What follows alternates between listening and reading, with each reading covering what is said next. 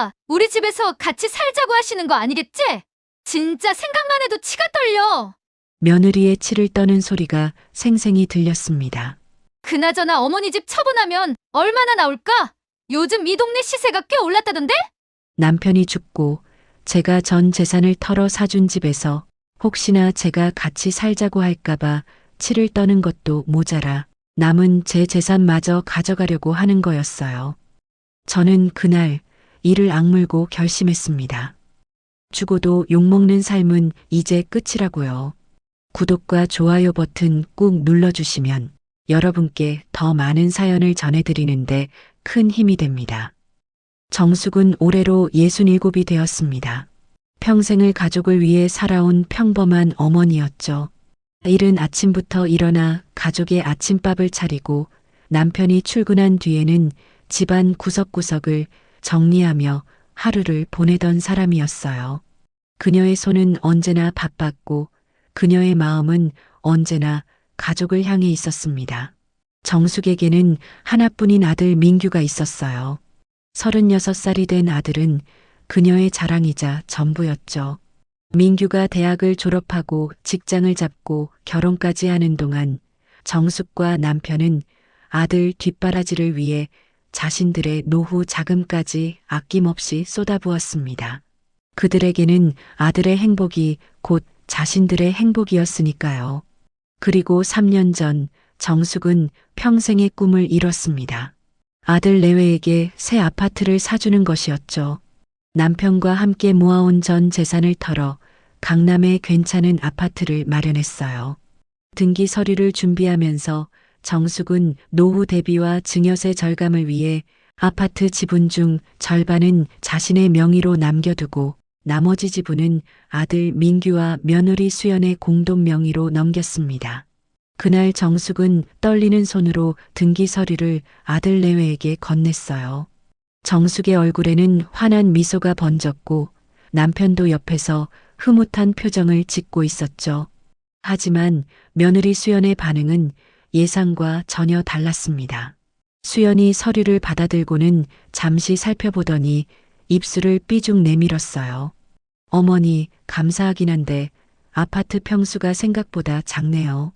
30평대라니 요즘 시대에 애 낳고 살기엔 좀 작지 않나요? 정숙의 미소가 굳어졌습니다. 수연은 거기서 멈추지 않았어요. 그리고 시댁이랑 너무 가까운 거 아닌가요? 차로 20분이면 온다고 했잖아요. 좀 더 멀리 알아보시지. 순간 정숙의 가슴이 철렁 내려앉았죠. 남편도 당황한 표정으로 며느리를 쳐다봤지만 아들 민규는 아내의 손을 잡으며 어색하게 웃기만 했습니다. 정숙은 억지로 웃음을 지으며 대답했어요. 그래도 이 동네가 학군도 좋고 교통도 편해서 골랐단다. 나중에 살다 보면 괜찮을 거야. 수연은 대답 대신 헛웃음을 흘렸습니다. 그날 저녁 식사 자리는 어색한 침묵으로 가득했죠. 정숙은 정성껏 준비한 음식을 며느리 앞에 계속 놓아줬지만 수연은 시큰둥한 표정으로 몇 젓가락 집어먹다가 수저를 내려놨어요. 그날 이후로 정숙과 수연 사이에는 보이지 않는 벽이 생겼습니다. 수연은 가족 모임에 점점 나오지 않기 시작했어요. 명절이나 시부모의 생신에도 핑계를 대며 불참했죠. 가끔 마지못해 나타나도 팔짱을 낀 채 구석에 앉아 핸드폰만 들여다봤습니다. 정숙이 말을 걸면 수연은 고개도 제대로 들지 않고 네, 그렇군요라는 짧은 대답만 건성으로 내뱉었어요. 정숙은 며느리의 차가운 태도에 마음이 쓰렸지만 아들의 가정을 위해 참아야 한다고 스스로를 다독였습니다. 문제는 남편이었어요. 정숙의 남편은 며느리의 태도에 실망하면서도 정작 정숙에게 화를 냈습니다. 당신이 너무 퍼주려고만 하니까 이렇게 된 거 아니야? 애들한테 뭐든 다 해주면 고마운 줄을 모르게 된다니까가. 정숙은 남편의 말에 할 말을 잃었어요. 자신이 잘해주려고 한 게 잘못이란 말인가요? 하지만 남편은 계속해서 정숙을 탓했습니다. 처음부터 조금씩 나눠서 줬어야지. 한 번에 다 퍼부으니까 애들이 당연하게 여기는 거라고. 그날 밤 정숙은 잠을 이루지 못했습니다. 남편의 말이 머릿속을 맴돌았고 며느리의 차가운 눈빛이 계속 떠올랐죠. 정숙은 이불을 뒤집어 쓰고 한숨을 내쉬었어요. 2달 후 아들 내외가 새 아파트로 이사를 갔습니다. 정숙은 이사날 일찍부터 가서 청소를 도와주고 짐 정리를 거들었어요. 땀을 뻘뻘 흘리며 하루 종일 일했지만 수연은 소파에 앉아 이사업체 직원들에게 지시만 하고 있었죠. 이사가 끝나고 며칠 후 정숙은 아들 내외가 잘 지내는지 궁금해서 전화를 걸었습니다. 그리고 새 집에 놀러 가도 되냐고 조심스럽게 물었죠. 며느리 수연이 전화를 받았어요. 어머니, 저희 아직 짐 정리도 안 끝났고 정신없어서요. 다음에 초대할게요. 정숙은 서운했지만 이해하려고 했습니다. 그로부터 한 달이 지나서야 정숙은 아들 집에 초대를 받았어요. 설레는 마음으로 음식을 잔뜩 싸들고 찾아갔죠. 문을 열고 들어선 순간 수연이 거실 소파에 앉아 있다가 일어났습니다. 반갑게 맞이하는 표정은 아니었어요. 정숙은 음식을 내밀며 환하게 웃었죠. 수연아, 네가 좋아하는 반찬 만들어 왔어. 냉장고에 넣어둬. 수연은 음식을 받아들며 시큰둥하게 고개를 끄덕였습니다. 그리고는 정숙을 거실로 안내하더니 갑자기 한숨을 쉬며 말했어요. 어머니, 살아보니까 정말 집이 좁긴 하네요.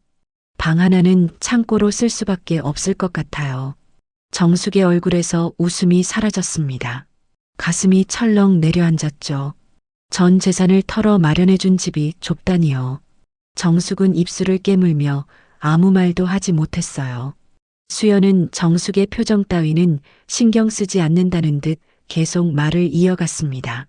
요즘 애 낳으려면 방이 최소 4개는 있어야 하는데 여긴 3개밖에 없잖아요.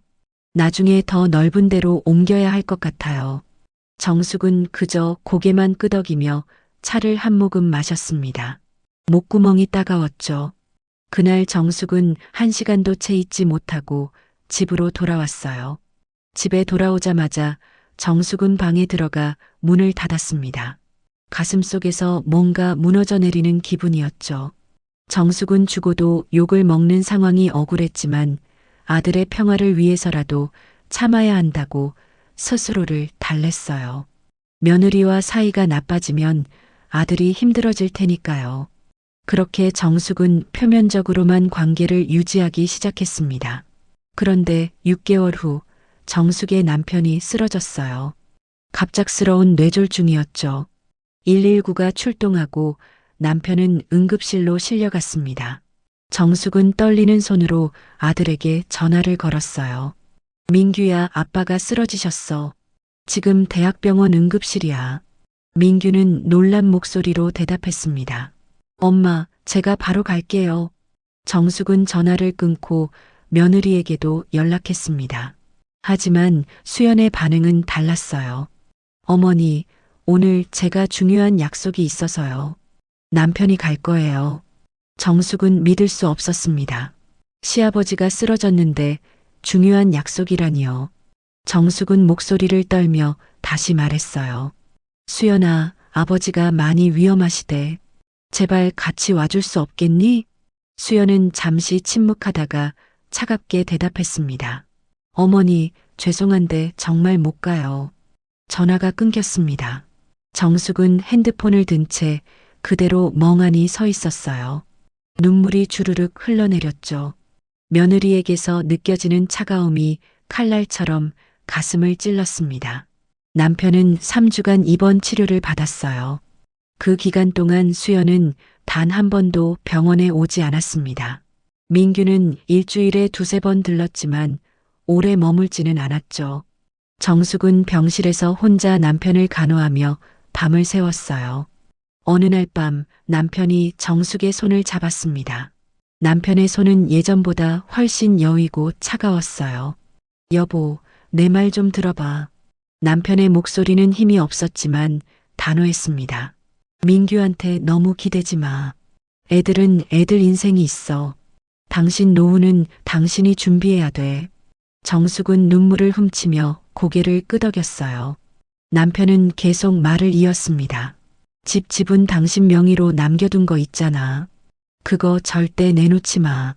그게 당신 마지막 보루야. 정숙은 남편의 말이 마음에 걸렸지만 그냥 위로의 말로 받아들이려 했어요. 하지만 남편은 진심이었습니다. 그는 정숙이 자립할 수 있기를 간절히 바라고 있었죠. 정숙의 남편은 퇴원 후에도 건강이 완전히 회복되지 않았습니다. 집에서 요양하며 지내야 했죠. 정숙은 남편을 간호하면서도 마음 한편으로는 아들 내외에 대한 실망감이 점점 커져갔어요. 정숙의 마음은 편치 않았습니다. 며느리의 냉대와 아들의 무심함이 정숙의 가슴에 깊은 상처를 남겼죠. 그날 밤 정숙은 남편이 잠든 후 혼자 거실에 앉아 있었습니다. 창밖으로 보이는 어두운 하늘을 바라보며 정숙은 깊은 생각에 잠겼어요. 자신이 아들 내외에게 베푼 희생이 과연 그들에게 어떤 의미였을까요? 정숙은 며느리의 차가운 눈빛과 아들의 무책임한 태도를 떠올렸습니다. 그리고 남편이 반복해서 했던 말들이 하나하나 가슴에 박혔죠. 남편이 퇴원한 지 2달이 지났지만 건강은 좀처럼 회복되지 않았습니다. 오히려 병세는 조금씩 악화되어 갔죠. 남편은 하루 종일 침대에 누워 지내야 했고 정숙은 밤낮 없이 간호에 매달렸어요. 약을 챙기고 식사를 준비하고 몸을 닦아드리며 정숙의 하루는 쉴 틈 없이 흘러갔습니다. 정숙은 아들 민규에게 전화를 걸어 아버지의 상태가 좋지 않다고 여러 번 알렸어요. 민규는 그때마다 걱정스러운 목소리로 대답했지만 실제로 집에 찾아오는 일은 드물었죠. 일주일에 한 번, 그것도 30분 정도 얼굴만 비추고 가는 게 전부였습니다. 며느리 수연은 아예 오지 않았어요. 처음 몇 주는 감기에 걸렸다며, 그 다음에는 회사 일이 바쁘다며, 또 그 다음에는 몸이 안 좋다며 온갖 핑계를 늘어놓았습니다. 정숙은 며느리에게 전화할 때마다 가슴이 답답해졌지만 아들을 위해 내색하지 않으려 애썼죠. 그러던 어느 날 민규가 오랜만에 혼자 집에 들렀습니다. 정숙은 반가운 마음에 아들이 좋아하는 음식을 준비했어요. 민규는 식탁에 앉아 밥을 먹으면서도 계속 핸드폰을 들여다봤죠. 정숙은 남편의 침실 쪽을 가리키며 조심스럽게 말했습니다. 민규야, 아버지 상태가 많이 안 좋아지셨어. 들어가서 얼굴이라도 좀 보고 가렴. 민규는 핸드폰에서 눈을 떼지 않은 채 고개만 끄덕였어요. 식사를 마친 민규는 아버지 방에 들어가 10분도 채 있지 않고 나왔습니다. 정숙이 차를 내오며 아들에게 물었죠. 아버지랑 무슨 얘기 나눴니? 민규는 차를 한 모금 마시고는 정숙을 바라봤습니다. 그의 눈빛에는 무언가 다른 의도가 숨어 있었어요. 엄마, 저희도 요즘 형편이 어려워서 그러는데요. 혹시 아버지 병원비 때문에 돈이 많이 나가시죠? 정숙은 뭔가 이상한 느낌을 받았지만 솔직하게 대답했습니다. 그야 병원비가 적지 않지. 하지만 아버지 건강이 우선이니까 어쩔 수 없잖니. 민규는 잠시 망설이다가 말을 꺼냈어요. 엄마, 그러니까 제 말은요. 아버지 돌아가시면 어차피 이 집도 오래됐고 관리하기 힘드실 텐데 차라리 파시고 작은 월세방으로 가시는 게 어떠세요? 정숙은 귀를 의심했습니다. 아직 살아계신 남편을 두고 돌아가시면이라니요. 더군다나 집을 팔라니 그게 아들이 할 말이었나요? 정숙은 손에 들고 있던 찻잔을 탁자에 내려놓으며 입술을 꽉 깨물었어요. 민규야, 그게 무슨 소리니? 아버지는 아직 살아계시고 이 집은 우리가 평생 살아온 곳이야. 민규는 당황한 표정으로 손을 내저었습니다. 아니, 그게 아니라 엄마 혼자 계시면 관리가 힘드실까봐 걱정돼서 그러는 거예요. 이 집 유지비도 만만치 않잖아요. 정숙은 아들의 말 속에 숨겨진 진짜 뜻을 단번에 알아챘어요. 남편이 돌아가시면 남은 재산까지 자기들 것으로 만들려는 속셈이었죠. 정숙의 가슴 속에서 무언가가 부글부글 끓어올랐지만 겉으로는 담담하게 대답했습니다. 걱정하지 마. 엄마는 이 집에서 계속 살 거야. 아버지와 함께 지은 추억이 있는 곳인데 어떻게 떠나니?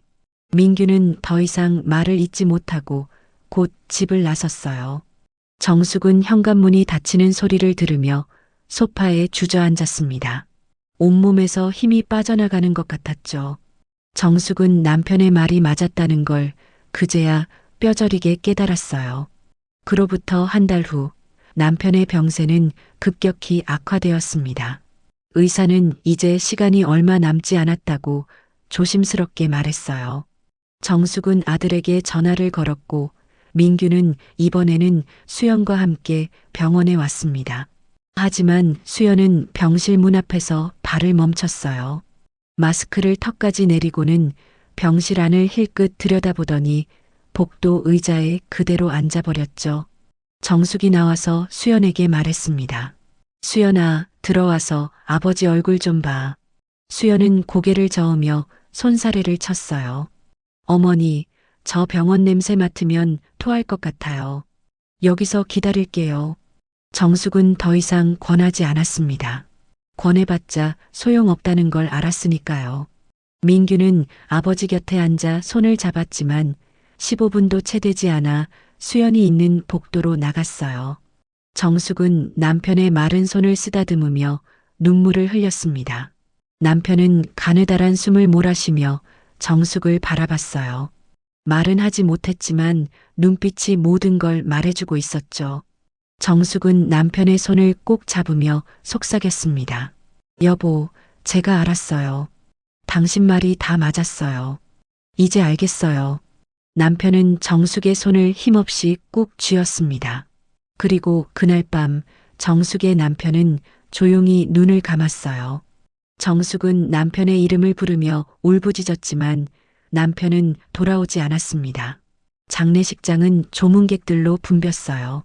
남편이 평생 쌓아온 인맥 덕분에 많은 사람들이 찾아왔죠. 정숙은 상주로서 하루 종일 자리를 지켰습니다. 민규와 수연도 상복을 입고 조문객을 맞이했어요. 정숙은 빈소 한쪽 구석에 앉아 잠시 쉬고 있었습니다.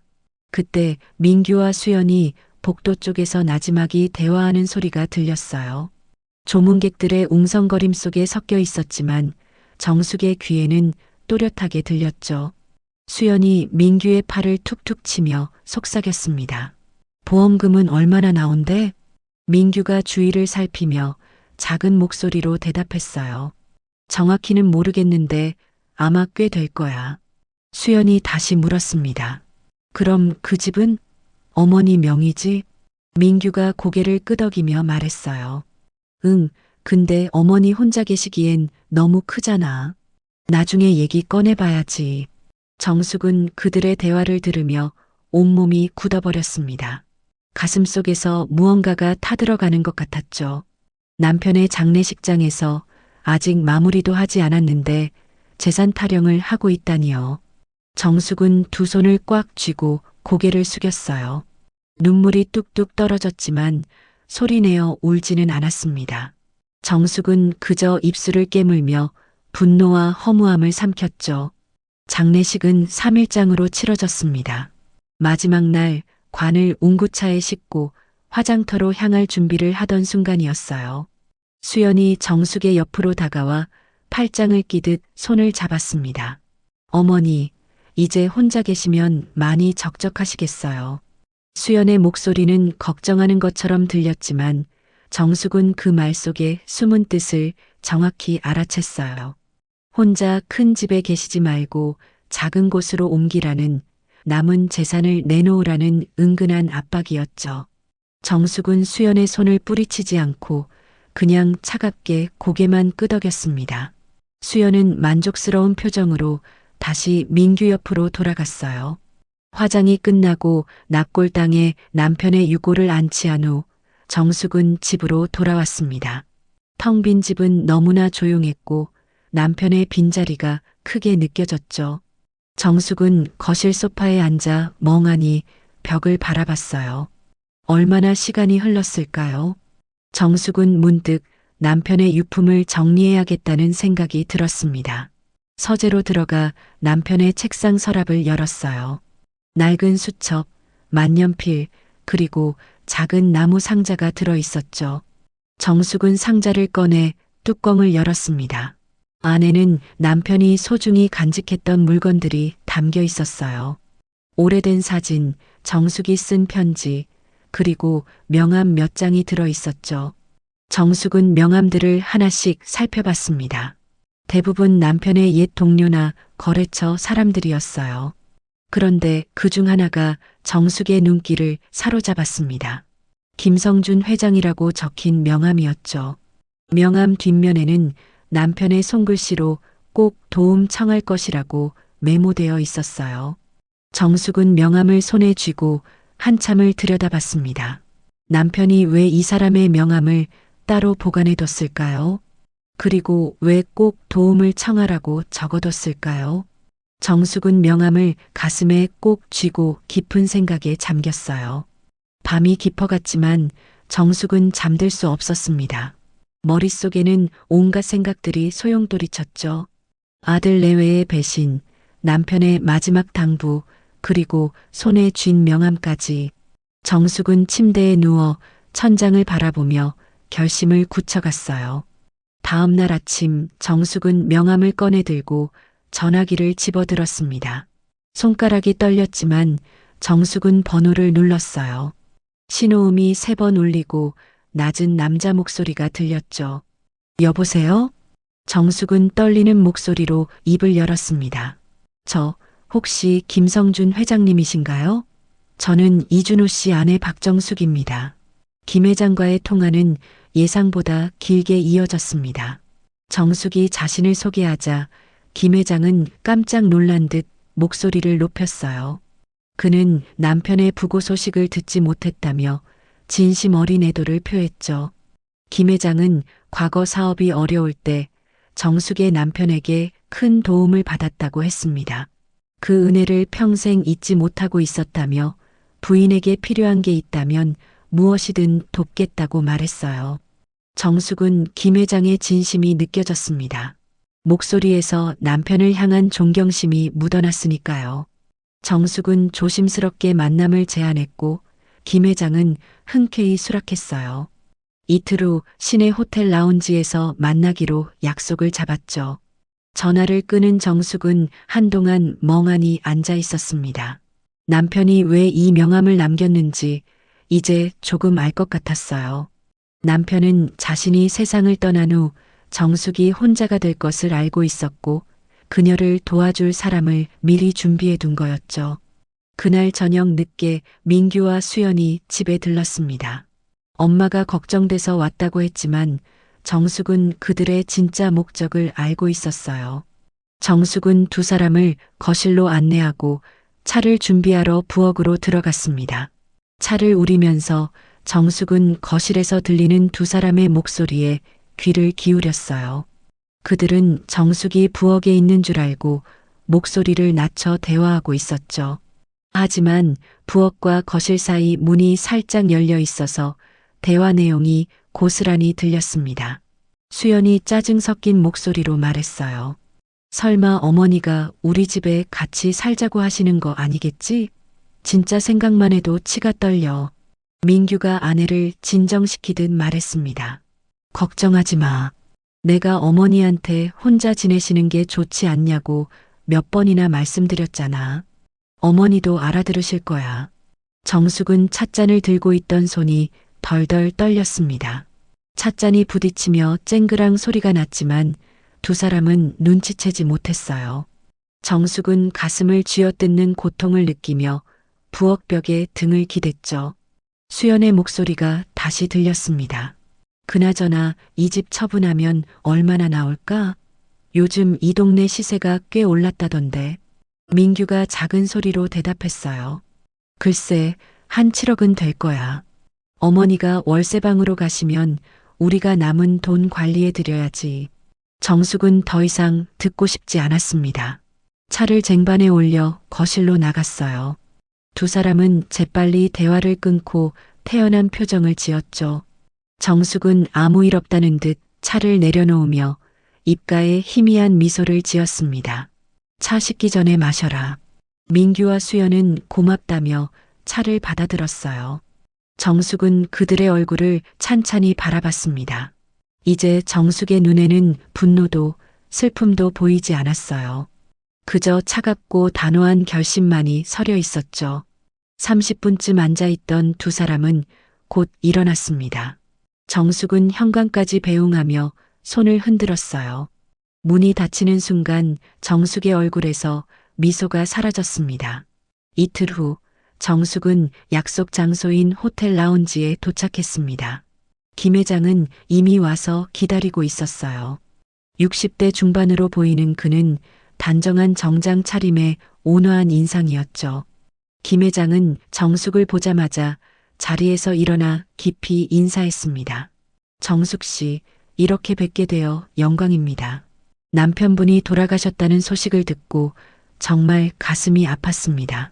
정숙은 김 회장의 진심 어린 태도에 마음이 조금 누그러졌어요. 두 사람은 자리에 앉았고 김 회장이 먼저 커피를 주문했죠. 잠시 일상적인 안부를 나눈 후 정숙은 조심스럽게 본론을 꺼냈습니다. 정숙은 아들 내외에게 집을 사준 이야기부터 시작했어요. 그리고 그들이 어떻게 자신을 대했는지, 남편의 장례식장에서 무슨 말을 했는지, 어젯밤 무슨 대화를 엿듣게 되었는지 차근차근 설명했습니다. 김 회장은 정숙의 이야기를 묵묵히 들으며 가끔씩 고개를 끄덕였어요. 이야기를 다 듣고 난 김 회장은 한숨을 길게 내쉬었습니다. 그는 커피를 한 모금 마시고는 정숙을 바라봤죠.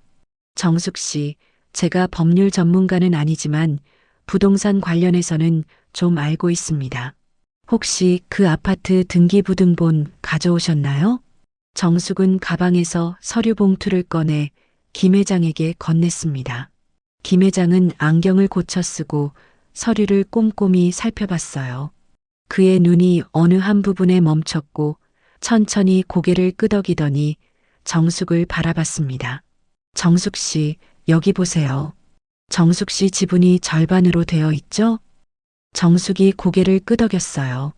김 회장은 서류를 가리키며 설명을 이어갔습니다. 이 지분이 아주 중요합니다. 공동 소유 부동산의 경우 지분권자는 자신의 몫을 매각할 권리가 있어요. 그리고 다른 지분권자들이 매입을 거부하면 법원을 통해 전체 부동산의 경매를 청구할 수 있습니다. 정숙은 김 회장의 말을 이해하려고 애썼습니다. 김 회장은 더 쉽게 설명했어요. 쉽게 말씀드리면 정숙 씨가 본인 지분을 팔겠다고 선언하고 아들 내외가 사지 않으면 그 집 전체를 법원에서 경매로 넘길 수 있다는 겁니다. 그렇게 되면 아들 내외는 그 집에서 나가야 하죠. 정숙의 눈이 커졌습니다. 자신이 가진 지분이 그렇게 큰 힘을 가진 줄은 몰랐어요. 김 회장은 커피잔을 내려놓으며 조심스럽게 물었습니다. 정숙 씨, 어떻게 하고 싶으신가요? 정숙은 잠시 망설였습니다. 하지만 어젯밤 들었던 그 대화가 머릿속에 생생했어요. 치가 떨려서 같이 못 산다던 며느리의 말, 어머니 재산을 관리해야 한다던 아들의 말. 정숙은 입술을 꽉 깨물고 김 회장을 똑바로 바라봤습니다. 회장님, 저는 그 집을 팔고 싶어요. 그 애들이 절 내쫓으려고 했던 것처럼 저도 그 애들을 길바닥에 내앉히고 싶습니다. 김 회장은 정숙의 단호한 목소리에 놀란 듯 했지만 곧 이해한다는 표정을 지었어요. 그는 고개를 끄덕이며 말했습니다. 알겠습니다, 정숙 씨. 제가 아는 유능한 변호사와 공인중개사를 소개해드리죠. 이 일은 신중하게 진행해야 합니다. 정숙과 김 회장은 2시간 넘게 자리를 지키며 구체적인 계획을 세웠습니다. 김 회장은 자신의 인맥을 총동원해 정숙을 도울 준비가 되어 있었어요. 정숙은 김 회장의 도움에 깊이 감사했죠. 며칠 후 정숙은 김 회장이 소개해준 변호사 사무실을 찾았습니다. 40대 중반의 여성 변호사는 차분하면서도 냉철한 인상이었어요. 정숙은 다시 한번 자신의 상황을 설명했고 변호사는 꼼꼼히 메모하며 들었습니다. 정숙 씨, 법적으로는 충분히 가능한 일입니다. 다만 가족 간의 일이라 감정적으로 힘드실 수 있어요. 정숙은 단호하게 고개를 저었습니다. 괜찮아요. 이미 마음의 준비는 다 됐어요. 변호사는 정숙의 눈빛을 보며 알았다는 듯 고개를 끄덕였어요. 그녀는 서류를 정리하며 앞으로의 절차를 설명했습니다. 먼저 정숙의 지분 매각 의사를 공식적으로 통보하고 아들 내외가 우선 매수권을 행사하지 않으면 제3자에게 매각하거나 경매를 신청하는 수순이었죠. 정숙은 변호사 사무실을 나오며 길게 숨을 내쉬었습니다. 이제 돌아갈 수 없는 다리를 건넌 거였어요. 하지만 후회는 없었습니다. 오히려 가슴속에서 무언가 뚫리는 것 같은 시원함이 느껴졌죠. 그 주 내내 정숙은 김 회장과 변호사를 만나며 치밀하게 계획을 세워갔습니다. 자신이 살고 있는 집과 다른 재산들도 함께 정리하기로 했어요. 정숙은 제2의 인생을 준비하고 있었죠. 김 회장은 금융 전문가도 연결해줬습니다. 정숙은 재산 정리 후 받게 될 자금을 어떻게 운용할지 상담받았어요. 전문가는 안전한 투자 방법과 노후 대비 방안을 조언했죠. 정숙은 자신이 이렇게 많은 결정을 혼자 내릴 수 있다는 게 신기했습니다. 한 달 가까운 시간이 흘렀습니다. 그동안 정숙은 민규에게 전화 한 통 하지 않았어요. 아들도 어머니에게 연락하지 않았죠. 정숙은 그 침묵이 오히려 고마웠습니다. 계획을 진행하는데 방해받지 않았으니까요. 드디어 모든 준비가 끝났습니다. 변호사는 정숙에게 최종 확인을 받았어요. 정숙은 서류에 서명하며 떨리는 손을 꽉 쥐었습니다. 이제 며칠 안에 아들 내외에게 공식 통지서가 발송될 거였죠. 정숙은 변호사 사무실을 나와 근처 공원 벤치에 앉았습니다. 가을바람이 차갑게 불어왔지만 정숙은 개의치 않았어요. 하늘을 올려다보니 구름 사이로 햇살이 새어나왔습니다. 여보, 제가 잘하고 있는 거겠죠? 정숙은 하늘을 향해 조용히 속삭였어요. 바람이 정숙의 머리카락을 스치고 지나갔습니다. 마치 남편이 대답하는 것 같았죠. 정숙은 눈을 감고 깊게 숨을 들이마셨습니다. 그날 저녁 정숙은 김 회장에게서 전화를 받았습니다. 김 회장은 내일 함께 저녁을 먹자고 제안했어요. 힘든 시기를 보내는 정숙을 위로하고 싶다는 말과 함께요. 정숙은 고맙다며 약속을 수락했습니다. 정숙은 전화를 끊고 거울 앞에 섰습니다. 거울 속의 자신은 한 달 전과 달라 보였어요. 눈빛이 더 또렷해지고 얼굴에 생기가 돌았죠. 정숙은 거울 속 자신에게 미소를 지었습니다. 통지서가 발송되고 일주일이 지났습니다. 정숙은 매일 아침 일어나자마자 핸드폰을 확인했어요. 아들에게서 연락이 올 거라는 걸 알고 있었죠. 하지만 이상하게도 연락은 오지 않았습니다. 김 회장에게 확인해 보니 등기우편은 이미 아들 내외에게 전달됐다고 했어요. 내용 증명으로 발송된 통지서에는 정숙이 자신의 지분을 매각할 의사가 있으며 우선 매수 의향이 있는지 30일 이내 회신하라는 내용이 담겨 있었죠. 만약 매수하지 않으면 제3자에게 매각하거나 법적 절차를 진행하겠다는 경고도 함께요. 정숙은 아들이 전화라도 한 통 할 줄 알았습니다. 적어도 이유라도 물어볼 거라고 생각했죠.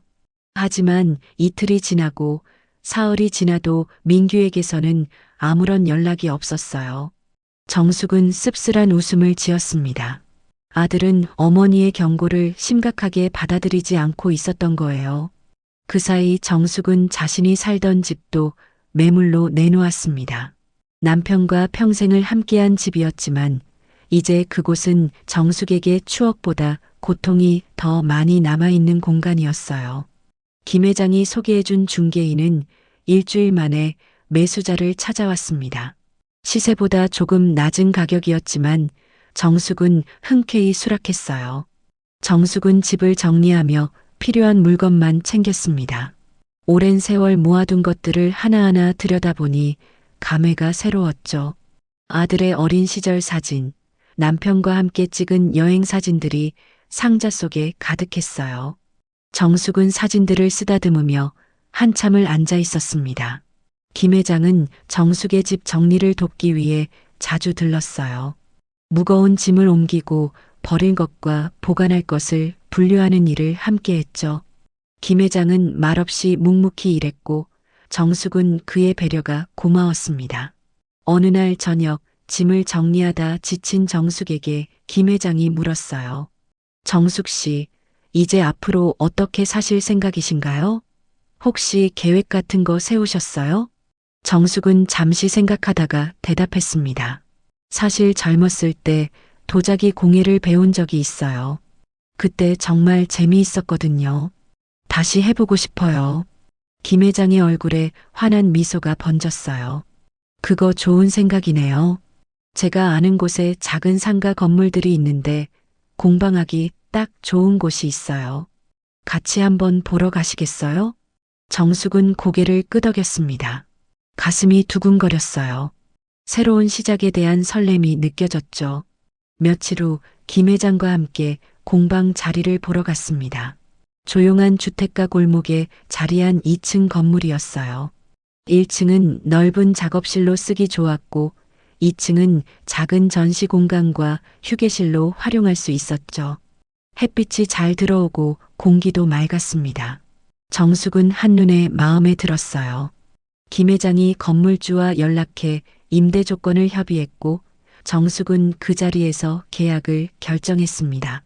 보증금을 내고 월세 계약서에 도장을 찍는 순간 정숙은 새로운 인생이 시작되는 기분이 들었어요. 공방을 준비하는 동안 정숙은 필요한 장비들을 하나씩 들여놓았습니다. 도자기 물레, 가마, 작업대, 각종 도구들을 구입했어요. 김 회장은 인테리어 업체를 소개해줬고 정숙의 취향에 맞게 공간을 꾸며나갔죠. 공방을 정리하던 어느 날 옆 건물에서 일하는 젊은 여성이 찾아왔습니다. 30 초반으로 보이는 그녀는 환한 미소를 지으며 자신을 소개했어요. 안녕하세요. 저는 옆에서 작은 갤러리를 운영하는 지수라고 해요. 이사 오신 거 보고 인사드리려고요. 정숙은 반갑게 지수를 맞이했습니다. 지수는 정숙의 공방을 둘러보며 감탄했어요. 와, 도자기 공방이시네요. 저도 공예 너무 좋아하는데 앞으로 자주 놀러 와도 될까요? 정숙은 지수의 밝은 에너지가 좋았습니다. 두 사람은 금방 친해졌고 지수는 정숙의 공방 준비를 도와주기 시작했어요. 지수는 SNS 마케팅에 능했고 정숙에게 온라인으로 작품을 홍보하는 방법을 알려줬죠. 사장님, 요즘엔 인스타그램이랑 유튜브로 홍보하면 정말 효과가 좋아요. 제가 도와드릴게요. 정숙은 처음에는 낯설었지만 지수의 열정에 이끌려 하나씩 배워나갔습니다. 지수는 정숙의 작업 과정을 촬영하고 완성된 작품 사진을 예쁘게 편집해서 온라인에 올렸어요. 공방의 이름을 정하는 날이었습니다. 정숙은 오랫동안 고민했어요. 김 회장과 지수도 함께 이름을 고민했죠. 정숙은 문득 떠오른 단어를 입 밖에 꺼냈습니다. 자립, 이 이름 어때요? 스스로 선다는 뜻의 자립이요. 김 회장이 천천히 고개를 끄덕였어요. 좋습니다. 정말 좋은 이름이에요. 정숙 씨의 새 출발을 완벽하게 표현하는 이름이네요. 지수도 박수를 치며 동의했습니다. 그렇게 정숙의 공방은 자립이라는 이름을 얻었어요. 지수는 공방 간판을 예쁘게 디자인해 주겠다며 신이 났죠. 공방 준비가 한창이던 어느 날 정숙의 핸드폰이 울렸습니다. 민규였어요. 정숙은 잠시 망설이다가 전화를 받았습니다. 엄마, 나야. 갑자기 등기가 왔는데 이게 대체 무슨 소리야? 민규의 목소리는 당황스러움으로 가득했어요. 정숙은 차분하게 대답했습니다.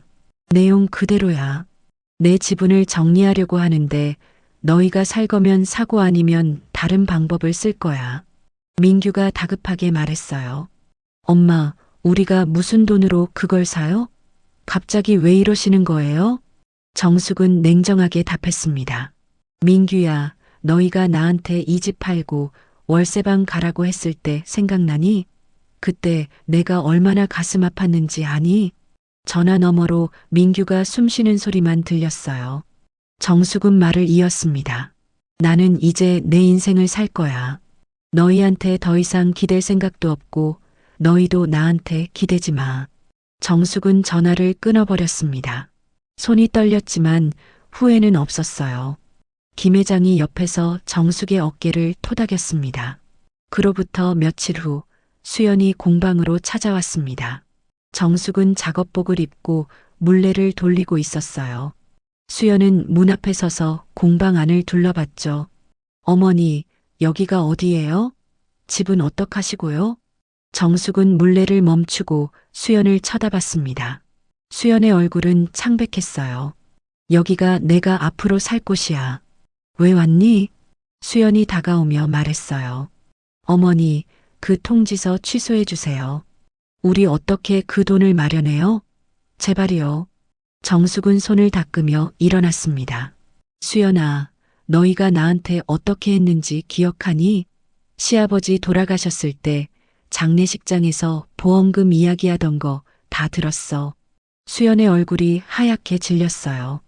정숙은 계속 말했습니다. 나랑 같이 살 수 없다고, 치가 떨린다고 한 말도 다 들었어. 나도 너랑 같이 살 생각 추호도 없다. 그런데 이제 와서 왜 나한테 매달리니? 수연은 눈물을 글썽이며 무릎을 꿇었습니다. 하지만 정숙은 흔들리지 않았어요. 지수가 2층에서 내려와 상황을 지켜봤죠. 어머니, 제가 잘못했어요. 다시는 그러지 않을게요. 정숙은 고개를 저으며 작업대로 돌아갔습니다. 이미 늦었어. 변호사를 통해 얘기해. 나는 이제 너희와 할 말이 없어. 수연은 한참을 더 매달렸지만 정숙은 단호했어요. 결국 수연은 울면서 공방을 나갔습니다. 30일의 기한이 지났습니다. 민규와 수연은 정숙의 지분을 매수할 능력이 없었어요. 변호사는 다음 단계로 진행하겠다고 통보했고 법원에 공유물 분할 청구 소송을 제기했습니다. 법원은 신속하게 경매 절차를 진행하기로 결정했죠. 민규에게 법원의 통지서가 도착했습니다. 아파트 전체가 경매에 넘어가며 6개월 이내에 집을 비워야 한다는 내용이었어요. 민규와 수연은 패닉에 빠졌습니다. 그들은 다시 정숙을 찾아왔지만 정숙은 만나주지 않았어요. 김 회장이 정숙의 대리인으로서 민규와 수연을 만났습니다. 차가운 회의실에서 김 회장은 서류를 펼쳐 보이며 말했어요. 어머님의 결정은 확고합니다. 더 이상 번복될 여지가 없어요. 민규가 울먹이며 말했습니다. 회장님, 제발 어머니를 설득해 주세요. 우리 이제 어디 가서 살아요? 김 회장은 냉정하게 대답했어요. 그건 젊은 분들이 알아서 하셔야죠. 지금까지 부모님께 의지만 하셨으니 이제 스스로 해결하실 때가 된 겁니다. 수연이 책상을 쾅 치며 소리쳤습니다. 이게 말이 돼요? 친어머니가 친아들을 길바닥에 내쫓는다고요? 김 회장은 눈썹 하나 까딱하지 않았어요. 법적으로 아무 문제 없는 정당한 권리 행사입니다. 그리고 누가 누구를 내쫓으려고 했는지 그건 여러분이 더 잘 아시잖아요. 민규와 수연은 할 말을 잃었습니다. 김 회장은 서류를 가방에 넣으며 자리에서 일어났어요. 정숙은 자립 공방에서 본격적으로 작업을 시작했어요. 아침 일찍 일어나 공방으로 출근하고 하루 종일 흙을 만지며 작품을 만들었죠. 처음엔 손이 굳어 있었지만 시간이 지나면서 감각이 돌아왔습니다. 지수는 정숙의 작업 과정을 꾸준히 촬영해서 온라인에 올렸어요. SNS 팔로워가 조금씩 늘어났고 정숙의 작품에 관심을 보이는 사람들이 생겼죠. 어느 날 지수가 신나서 달려왔습니다. 사장님, 주문이 들어왔어요. 3개나요. 정숙은 믿기지 않는다는 표정으로 지수를 바라봤어요. 지수는 핸드폰을 보여주며 주문 내역을 확인시켜줬죠. 정숙의 눈에 눈물이 맺혔습니다. 누군가 자신의 작품을 돈을 주고 사겠다니 이보다 큰 인정이 또 있을까요? 주문이 하나둘 늘어나면서 정숙의 공방은 점점 바빠졌습니다. 아침 6시면 일어나 공방으로 향했고 밤늦게까지 물레 앞에 앉아 작품을 만들었어요. 손은 피곤했지만 마음은 충만했죠. 정숙은 자신이 만든 작품들을 하나하나 정성스럽게 포장하며 뿌듯함을 느꼈습니다. 지수는 정숙의 작업 영상을 편집해서 유튜브에 올렸어요. 67세 할머니의 도자기 공방이라는 제목의 영상이었죠. 영상 속 정숙은 조용히 물레를 돌리며 흙을 빚어 올렸고 그 모습은 마치 명상을 하는 것처럼 평온해 보였습니다. 댓글에는 응원의 메시지가 가득했어요. 할머니 너무 멋지세요. 저도 나이 들면 이렇게 살고 싶어요. 작품 어디서 살 수 있나요? 같은 댓글들이 달렸죠. 정숙은 처음에는 댓글 읽는 법조차 몰랐지만 지수가 하나하나 읽어주며 설명해줬어요. 한 달이 지나자 정숙의 SNS 팔로워는 5,000명을 넘어섰습니다. 지수는 신이 나서 작은 파티를 열자고 했고 정숙과 김 회장을 초대했어요. 공방 2층 휴게실에서 간단한 케이크와 차를 준비했죠. 사장님, 이제 정말 유명 작가시네요. 다음 달에 팝업 스토어도 열어봐요. 지수의 제안에 정숙은 손사래를 쳤습니다. 하지만 김 회장이 거들었어요. 좋은 생각이네요. 제가 아는 백화점 쪽에 연락해 볼게요. 공간 대여 문제는 제가 알아보죠. 정숙은 두 사람의 열정에 이끌려 고개를 끄덕였습니다. 사실 두렵기도 했지만 새로운 도전이 주는 설렘이 더 컸어요. 2달 후 정숙의 첫 팝업 스토어가 열렸습니다. 백화점 1층 한쪽에 마련된 작은 공간이었지만 정숙에겐 꿈만 같았어요. 정성껏 만든 찻잔, 접시, 화병들이 진열대에 놓였고 조명을 받아 반짝였죠.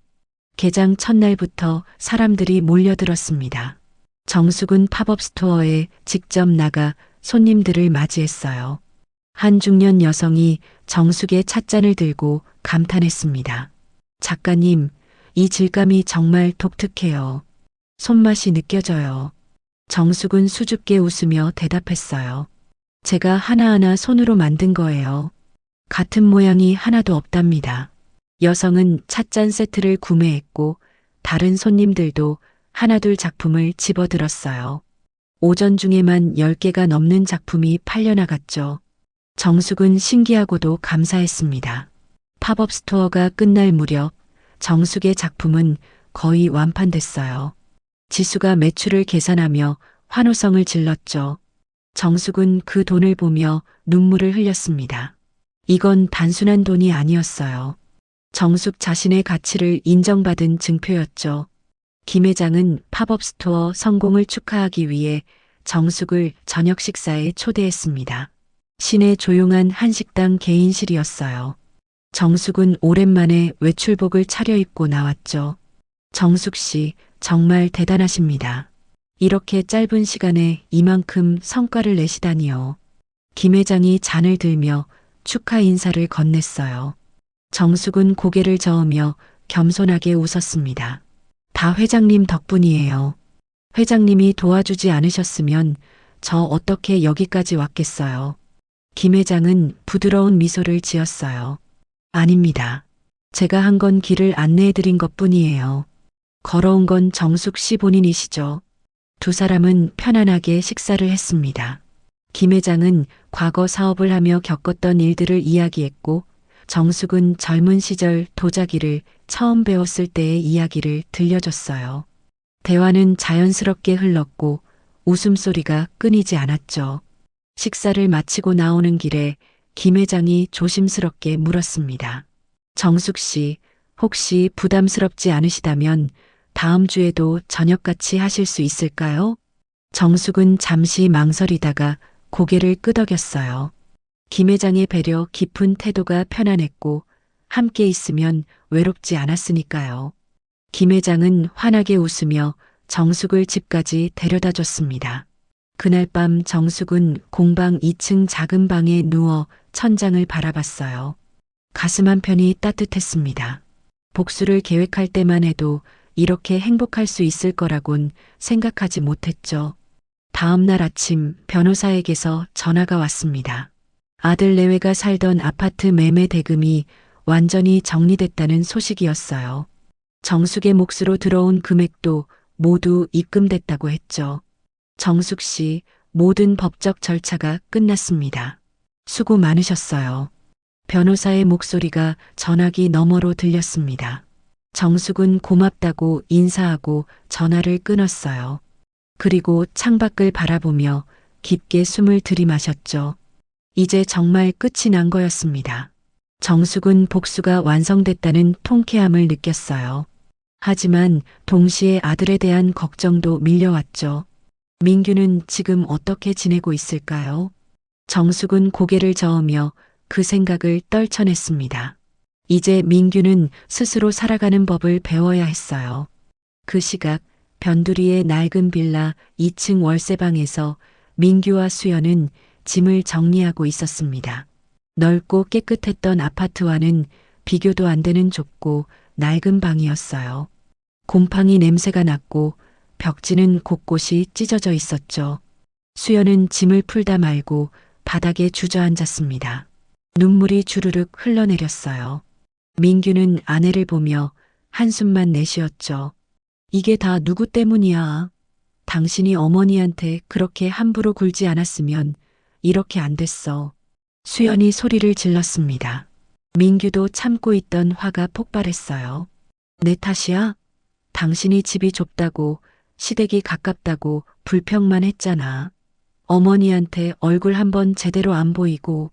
두 사람은 서로를 비난하며 목소리를 높였습니다. 얇은 벽 너머로 옆집에서 쿵쿵 소리가 들렸지만 그들은 신경 쓰지 않았어요.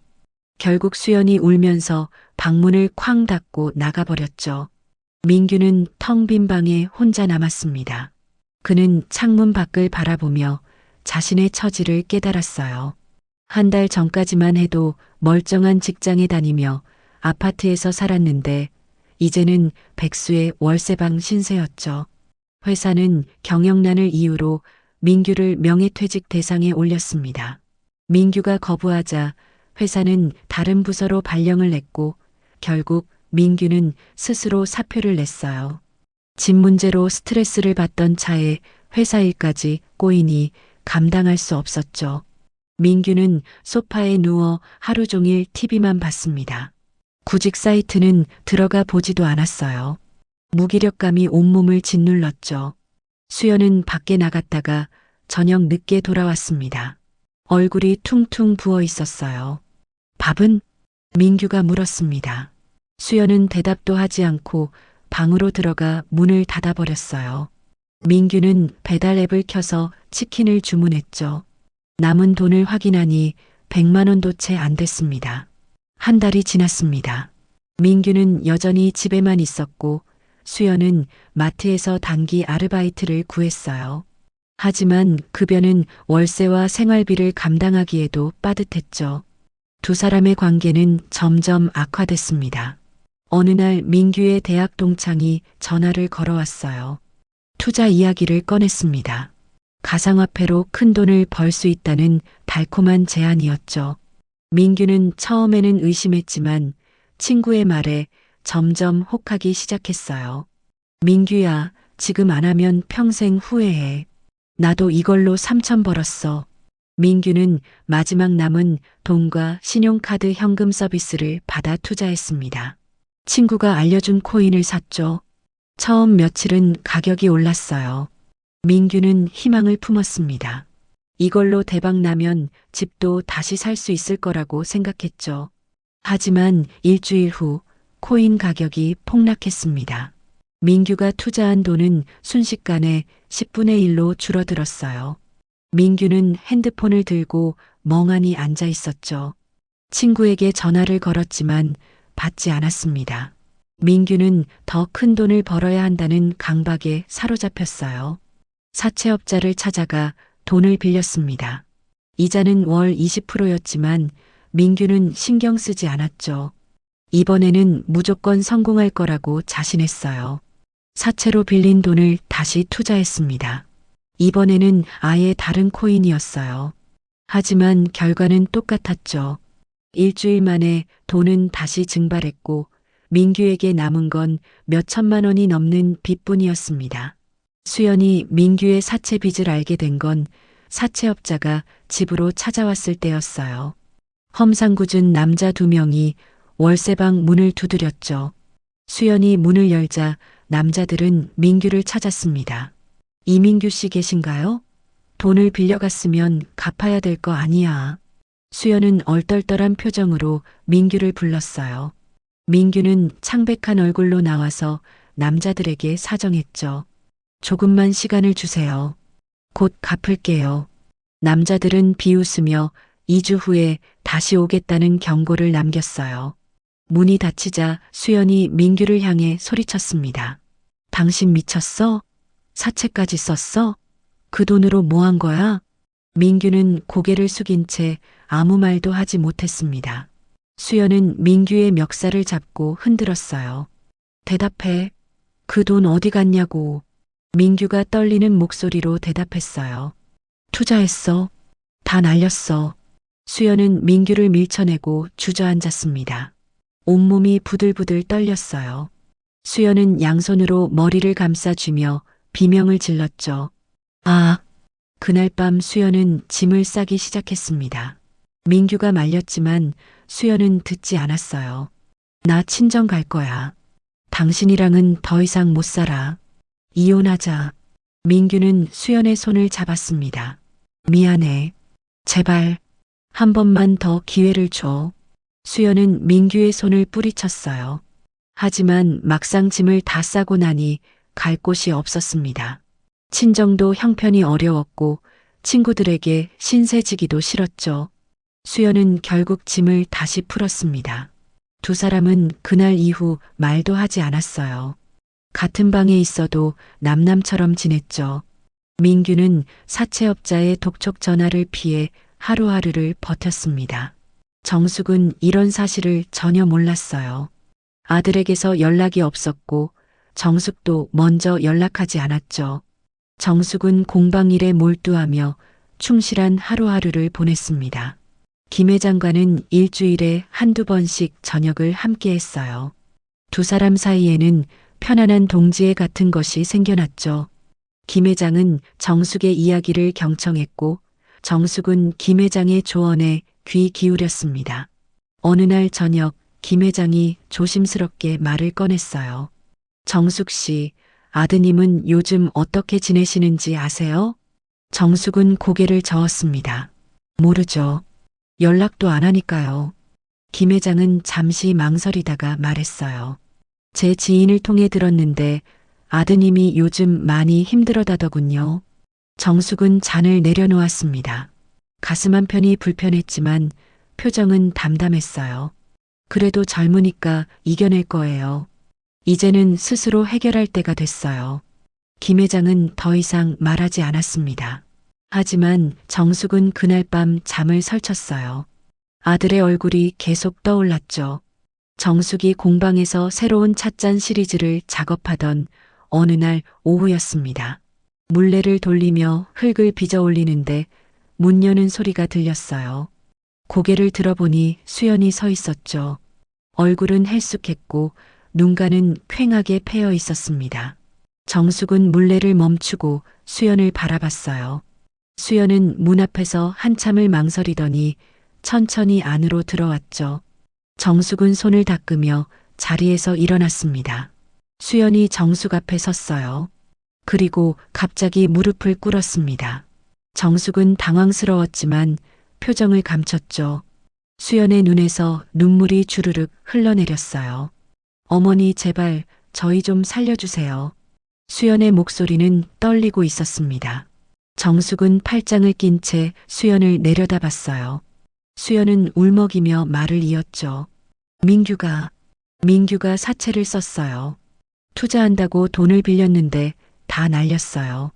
몇 천만 원이 넘는데도요. 정숙의 표정이 굳어졌습니다. 사채라니요. 정숙은 깊게 숨을 들이마셨어요. 수연은 계속 울며 매달렸습니다. 어머니, 사채업자들이 자꾸 찾아와요. 이러다 우리 정말 큰일 날 것 같아요. 한 번만, 딱 한 번만 도와주세요. 정숙은 고개를 돌렸습니다. 아들이 사채까지 썼다는 말에 가슴이 철렁했지만 동시에 화가 치밀어 올랐어요. 그동안 얼마나 많은 걸 해줬는데 스스로 일으킨 문제를 또 어머니에게 떠넘기려 한다니요. 수연아, 그건 너희가 알아서 해결할 일이야. 정숙의 목소리는 차가웠습니다. 수연은 손을 비비며 애원했어요. 어머니, 제가 잘못했어요.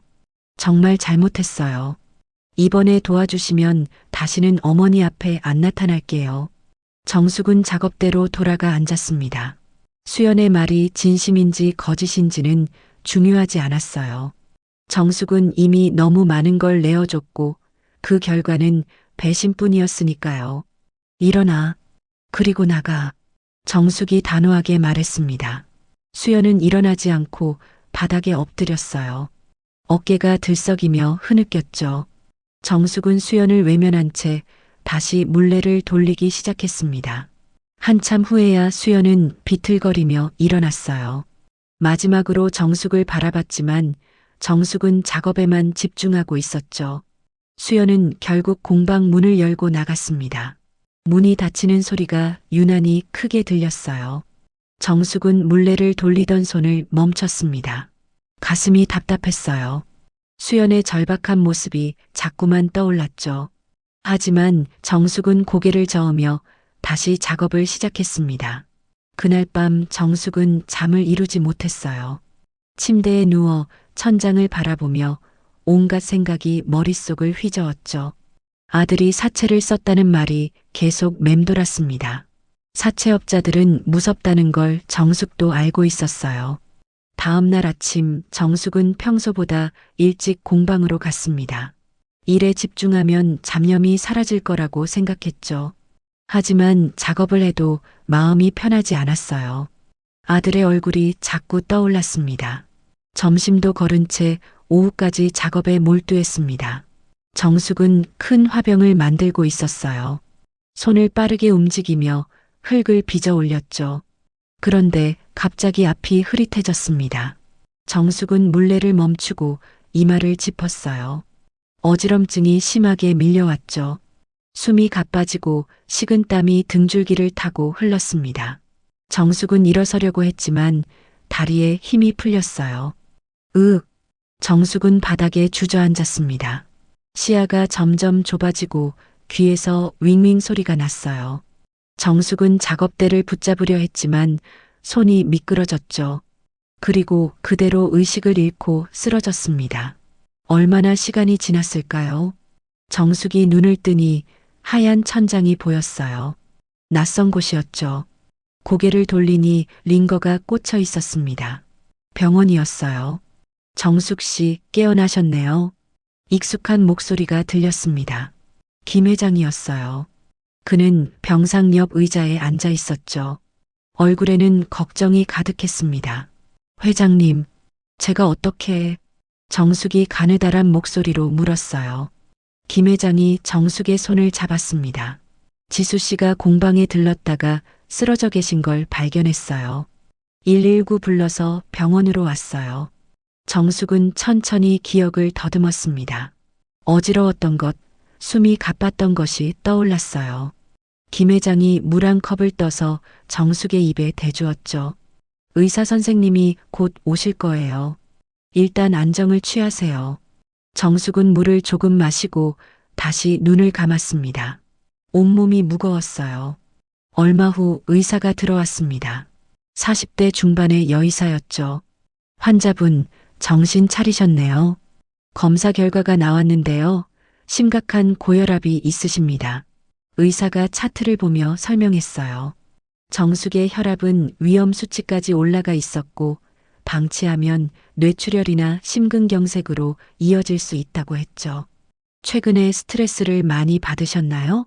혈압이 이렇게 높으신 분이 과로하시면 정말 위험합니다. 정숙은 대답 대신 고개만 끄덕였어요.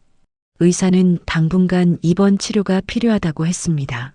약물로 혈압을 낮추고 절대 안정을 취해야 한다고 강조했죠. 의사가 나간 후 김 회장이 정숙 곁에 앉았습니다. 그는 조심스럽게 물었어요. 정숙 씨, 무슨 일 있으셨어요?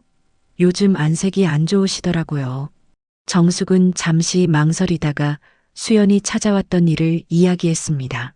아들이 사채를 썼다는 것, 며느리가 무릎 꿇고 빌었다는 것까지 모두요. 김 회장은 묵묵히 들었어요. 그 일로 고민이 많으셨나 보네요. 김 회장의 목소리는 따뜻했습니다. 정숙은 눈가에 눈물이 맺혔어요. 회장님, 제가 너무 냉정한 건가요? 그래도 제 아들인데. 김 회장이 정숙의 손을 꽉 잡았습니다. 아니에요. 정숙 씨는 잘하고 계세요. 다만 너무 혼자 짊어지려 하시는 것 같아요. 정숙은 눈물을 훔쳤어요. 김 회장은 한참을 말없이 정숙의 손을 잡고 있었죠. 정숙은 일주일간 입원 치료를 받았습니다. 김 회장은 매일 병원에 들렀어요. 때로는 아침에 왔다가 저녁까지 있기도 했죠. 그는 정숙이 불편한 게 없는지 살피고 식사는 제대로 하는지 확인했습니다. 지수도 자주 문병을 왔어요. 과일과 간식을 가져오고 공방 상황을 보고했죠. 다행히 주무는 지수가 잘 관리하고 있었습니다. 사장님, 걱정 마세요. 제가 다 알아서 할게요. 사장님은 건강부터 챙기세요. 지수의 밝은 목소리가 정숙에게 힘이 됐어요. 정숙은 지수의 손을 꼭 잡으며 고맙다고 말했습니다.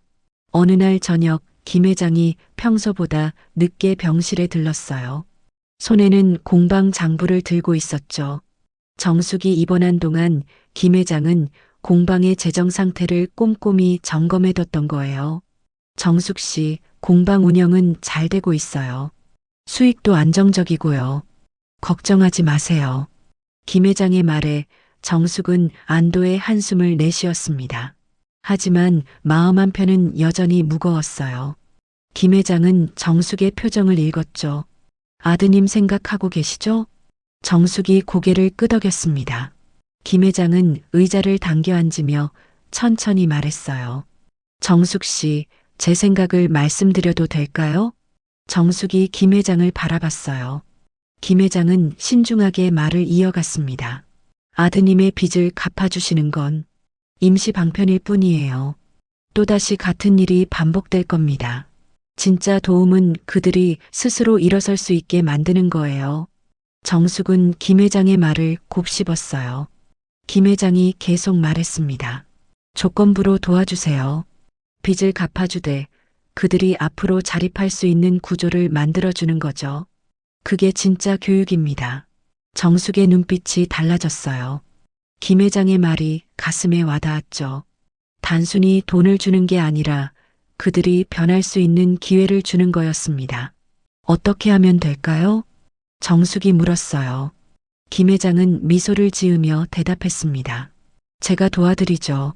같이 계획을 세워봅시다. 그날 밤 정숙과 김 회장은 오래 이야기를 나눴습니다. 민규와 수연에게 어떤 조건을 제시할지, 어떻게 그들의 변화를 이끌어낼지 구체적인 방법을 논의했어요. 정숙은 처음으로 희망을 느꼈습니다. 다음 날 아침 정숙은 의사에게 퇴원하고 싶다고 말했어요.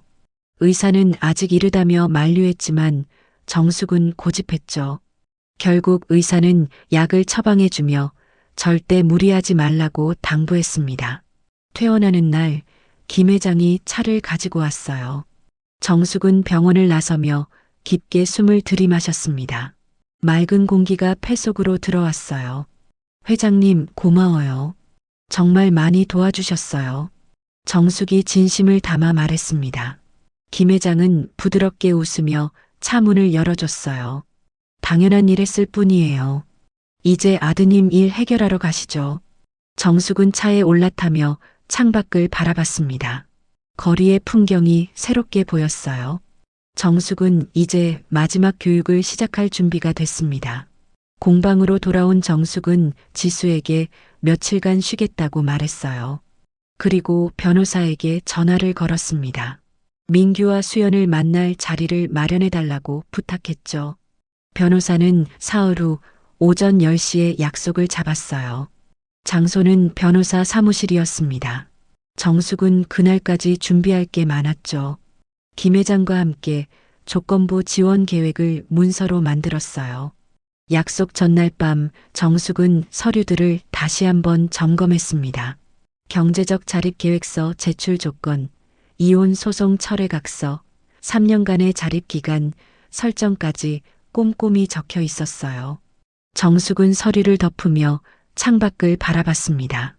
내일이면 아들과 며느리를 다시 만나게 되는 거였어요.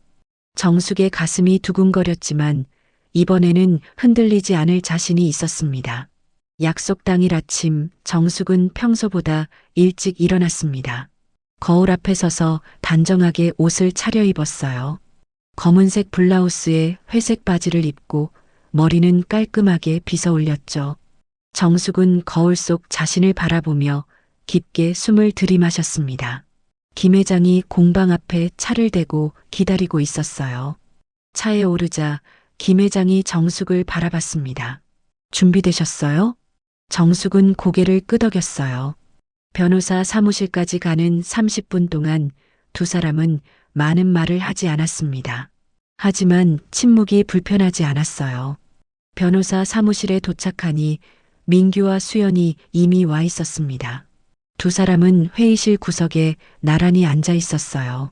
민규는 초췌해 보였고 수연은 손톱을 물어뜯고 있었죠. 정숙이 회의실 문을 열고 들어서자 민규가 벌떡 일어났습니다. 수연도 따라 일어났어요. 정숙은 그들을 보며 표정 하나 변하지 않았죠. 김 회장과 변호사가 뒤따라 들어왔습니다. 앉아라. 정숙의 목소리는 차가웠습니다. 민규와 수연은 다시 자리에 앉았어요. 정숙은 그들 맞은편에 앉으며 서류 가방을 탁자 위에 올려놓았죠. 변호사가 먼저 입을 열었습니다. 오늘 자리의 목적과 진행 방식을 설명했어요. 민규와 수연은 긴장한 표정으로 듣고 있었죠. 변호사의 설명이 끝나자 정숙이 서류를 꺼냈습니다. 민규야, 네가 진 사채 빚이 얼마니? 정숙이 물었어요. 민규는 고개를 숙인 채 작은 목소리로 대답했습니다. 5천만 원 정도요. 정숙은 고개를 끄덕이며 서류를 민규 앞으로 밀었어요. 민규가 서류를 들여다봤죠. 정숙이 말했습니다. 그 돈 내가 갚아줄게. 민규와 수연의 얼굴이 환해졌습니다. 하지만 정숙은 손을 들어 그들을 제지했어요. 대신 조건이 있어. 정숙의 말에 회의실이 조용해졌습니다. 민규와 수연은 숨을 죽이고 정숙을 바라봤어요. 정숙은 차분하게 말을 이었습니다. 첫째, 너희 둘은 이혼 소송을 철회해. 앞으로 3년간 서로 협력해서 살아야 해. 수연이 입술을 깨물었어요. 민규는 고개를 끄덕였죠. 정숙이 두 번째 서류를 꺼냈습니다. 둘째, 3년간의 경제적 자립 계획서를 제출해. 어떻게 돈을 벌고 어떻게 저축할 건지 구체적으로 적어내. 매달 김 회장님께 보고하고. 김 회장이 고개를 끄덕이며 민규와 수연을 바라봤어요. 두 사람은 긴장한 표정이었죠. 정숙이 세 번째 조건을 말했습니다. 셋째, 이 각서에 서명해. 앞으로 나한테 재산을 요구하지 않겠다는 법적 문서야. 변호사가 각서를 민규 앞에 놓았습니다.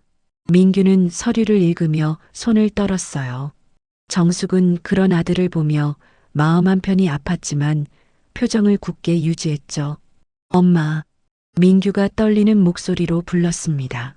정숙은 민규를 똑바로 바라봤어요. 민규야, 잘 들어. 너희가 진 빚은 갚아주겠어. 하지만 내가 너희에게 물려줄 재산은 더 이상 없어. 이제부턴 너희 힘으로 세상에 맞서야 해. 정숙의 목소리는 단호했습니다. 민규의 눈에 눈물이 고였어요. 수연은 고개를 숙인 채 아무 말도 하지 못했죠. 이 조건들을 받아들이지 않으면 나는 돌아갈 거야. 그럼 너희는 사채업자들한테 알아서 해결해야 해. 정숙이 마지막 통첩을 했습니다. 회의실에 무거운 침묵이 흘렀어요.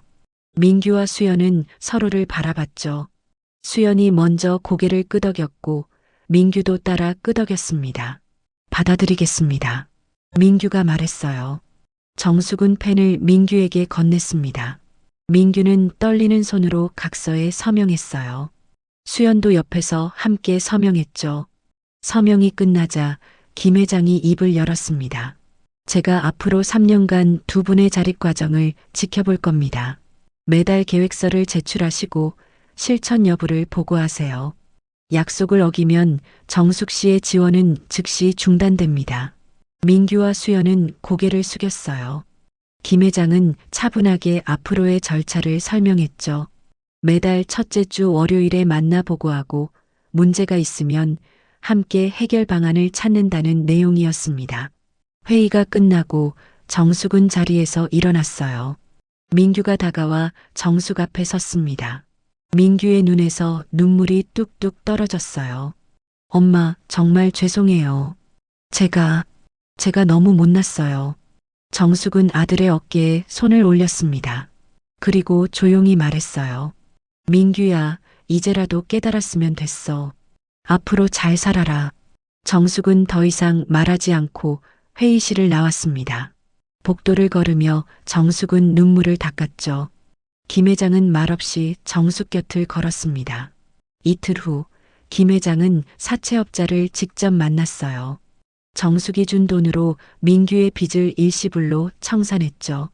사채업자는 돈을 받고 차용증을 찢어 김 회장에게 건넸습니다. 김 회장은 민규에게 전화를 걸었어요. 빚이 정리됐다는 소식을 전했죠. 전화 너머로 민규가 흐느끼는 소리가 들렸습니다. 감사합니다. 정말 감사합니다. 민규는 수화기를 잡고 한참을 울었어요. 수연도 옆에서 함께 울었죠. 두 사람은 그제야 살 길이 생겼다는 안도감에 서로를 꼭 껴안았습니다. 하지만 안도도 잠시, 이제 시작이었어요. 민규와 수연은 경제적 자립 계획서를 작성하기 시작했습니다. 빈 종이 앞에 앉아 무엇부터 써야 할지 막막했죠. 민규는 구직 사이트를 열어 일자리를 찾았어요. 나이와 경력을 고려하면 선택지가 많지 않았습니다. 고급 일자리는 경쟁이 치열했고 민규의 공백 기간은 불리하게 작용했어요. 일주일 동안 수십 곳에 지원했지만 면접 연락조차 오지 않았습니다. 민규는 점점 초조해졌어요. 수연도 마찬가지였죠. 두 사람은 밤마다 머리를 맞대고 고민했습니다. 우리 눈높이를 낮춰야 할 것 같아. 수연이 먼저 말했어요. 민규도 고개를 끄덕였죠. 그들은 더 이상 체면을 차릴 처지가 아니었습니다. 다음 날부터 민규는 식당, 편의점, 공장 등 닥치는 대로 지원했어요. 수연도 마트, 카페, 식당에 이력서를 넣었죠. 며칠 후 민규에게 연락이 왔습니다. 동네 한식당에서 주방 보조로 일하지 않겠냐는 제안이었어요. 민규는 망설임 없이 수락했습니다. 급여는 많지 않았지만 일단 시작하는 게 중요했죠. 수연도 대형마트 캐셔로 합격 통보를 받았어요. 첫 출근 날 민규는 새벽 5시에 일어났습니다. 식당은 아침 6시부터 문을 열었거든요. 민규는 앞치마를 두르고 주방으로 들어갔어요. 주방장은 50대 중반의 우락부락한 남자였죠. 오늘 첫날이지? 일단 설거지부터 배워. 주방장이 설거지통을 가리켰습니다. 민규는 고개를 숙이고 설거지를 시작했어요. 기름때가 잔뜩 낀 냄비와 그릇들이 산더미처럼 쌓여 있었죠. 손이 금방 불어났지만 민규는 멈추지 않았습니다. 뜨거운 물에 손이 데이고 기름기가 손톱 사이에 끼었어요. 하지만 민규는 악을 쓰며 설거지를 계속했죠. 점심시간이 되자 주문이 폭주했습니다. 주방은 아수라장이 됐어요. 주방장이 고함을 지르며 요리를 만들었고 민규는 그릇을 나르고 재료를 손질했죠. 숨 돌릴 틈이 없었습니다. 오후 3시가 되어서야 잠깐 쉴 수 있었어요. 민규는 주방 뒤편에 주저앉아 물을 벌컥벌컥 마셨습니다. 온몸이 땀으로 범벅이었고 허리는 끊어질 것 같았어요. 어때, 힘들지? 첫날부터 이 정도면 잘한 거야. 주방장이 민규 옆에 앉으며 말했습니다. 민규는 고개를 끄덕였어요. 주방장이 담배를 피우며 말을 이었죠. 여기서 일하려면 체력이 있어야 해. 매일 이렇게 뛰어야 하거든. 민규는 주방장의 말을 들으며 각오를 다졌습니다. 이 일을 해내야 했어요. 다른 선택지가 없었으니까요. 수연도 첫 출근을 했습니다. 마트는 아침 9시부터 밤 10시까지 운영됐어요. 수연은 캐셔 부스에 앉아 손님들을 맞이했죠. 처음에는 바코드를 찍고 금액을 계산하고 카드를 결제하는 과정이 익숙지 않았어요. 손님들은 재촉했고 수연은 당황했죠. 점심시간에는 계산대 앞에 긴 줄이 섰습니다. 수연은 최대한 빨리 계산을 처리하려 했지만 실수가 잦았어요. 카드가 오류를 일으키고 영수증이 제대로 나오지 않았죠. 한 중년 남자가 짜증을 냈습니다. 아니, 뭐 이렇게 느려요? 다른 데로 가야겠네. 수연은 얼굴이 빨개졌어요. 사과하며 다시 시도했지만 손이 더 떨렸죠. 옆 캐셔가 와서 도와줘서 간신히 해결했습니다. 하루 근무가 끝나고 집에 돌아온 민규와 수연은 소파에 나란히 쓰러졌어요. 온몸이 쑤시고 아팠습니다. 두 사람은 말없이 천장만 바라봤죠. 이게 일하는 거구나. 민규가 중얼거렸습니다. 수연도 고개를 끄덕였어요. 그들은 평생 처음으로 진짜 노동이 무엇인지 깨달았죠. 한 달이 지났습니다. 민규와 수연은 이제 일에 조금씩 익숙해졌어요. 민규는 설거지를 넘어 간단한 요리 보조까지 맡게 됐고 수연은 계산 속도가 빨라졌죠. 첫 월급날이었습니다. 민규는 봉투를 받아들고 한참을 바라봤어요. 수연도 자신의 급여 명세서를 들여다봤죠. 많은 돈은 아니었지만 두 사람에게는 특별했습니다. 이게 우리가 번 돈이야. 수연이 말했어요.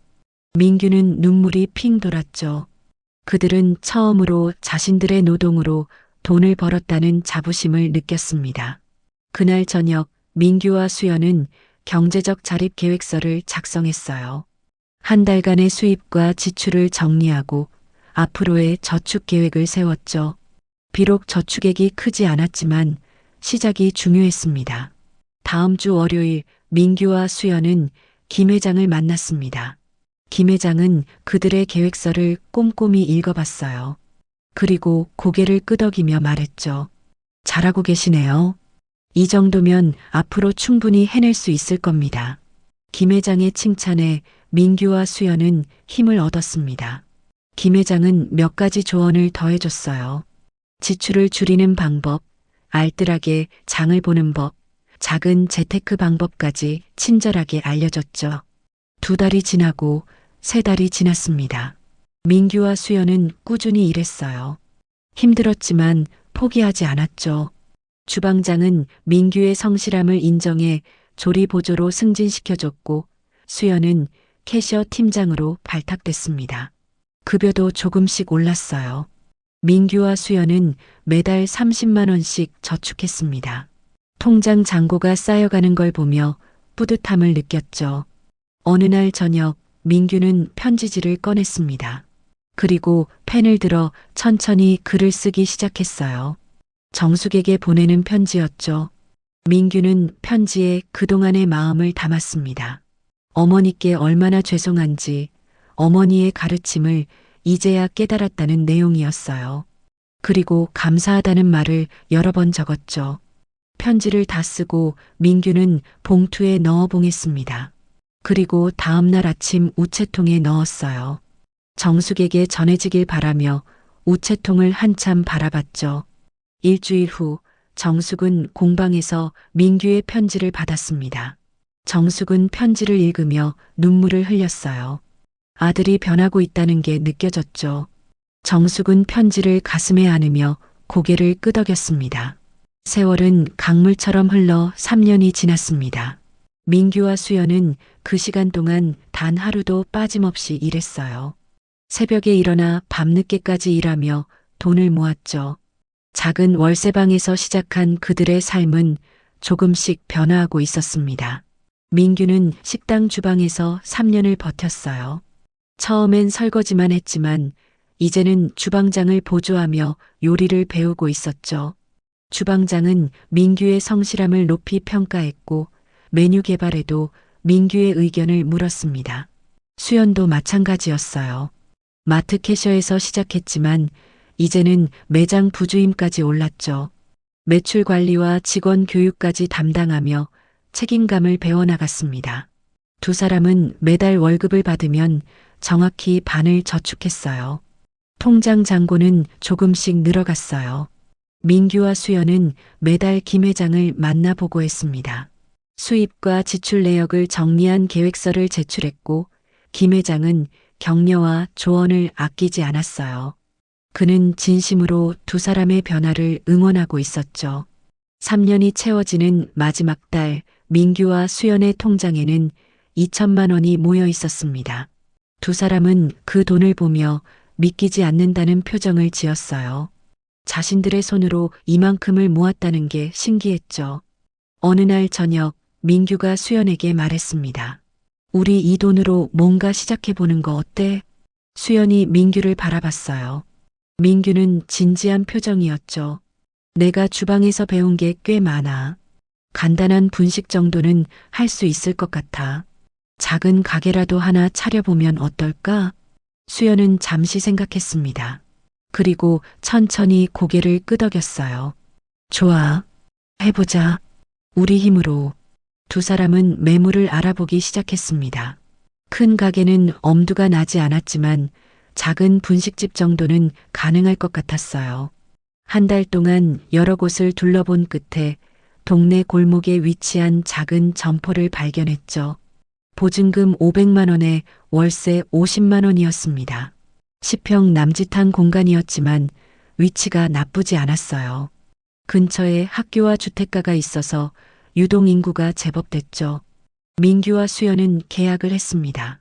남은 돈으로 낡은 주방 기구를 사고 테이블과 의자를 장만했어요. 모든 걸 중고로 구입했지만 정성껏 닦고 고치니 쓸만했죠.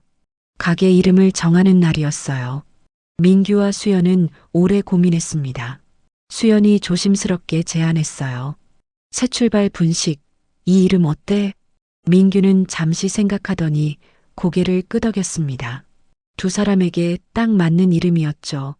수연이 직접 현수막을 주문했고 민규는 가게 안팎을 청소하며 오픈 준비를 했습니다. 개업날 민규와 수연은 새벽부터 일어나 준비했어요. 떡볶이 양념을 만들고 튀김을 준비하고 김밥 재료를 손질했죠. 오전 10시 가게 문을 열었습니다. 처음엔 손님이 많지 않았어요. 하루에 서너 팀 정도 들어왔죠. 하지만 민규의 음식 솜씨는 확실했습니다. 주방에서 3년간 배운 게 헛되지 않았어요. 맛있다고 소문이 나면서 손님이 조금씩 늘어났죠. 한 달이 지나자 단골이 생기기 시작했습니다. 근처 학생들이 매일 들렀고 동네 주민들도 자주 찾아왔어요. 수연은 손님들을 친절하게 맞이했고 민규는 주방에서 열심히 음식을 만들었죠. 매출은 꾸준히 올랐습니다. 처음엔 하루 10만 원도 안 됐지만 반년 후에는 20만 원을 넘어섰어요. 1년이 지나자 30만 원 이상 벌었죠. 민규와 수연은 번 돈을 다시 가게에 투자했습니다. 새 주방 기구를 사고 메뉴를 추가했어요.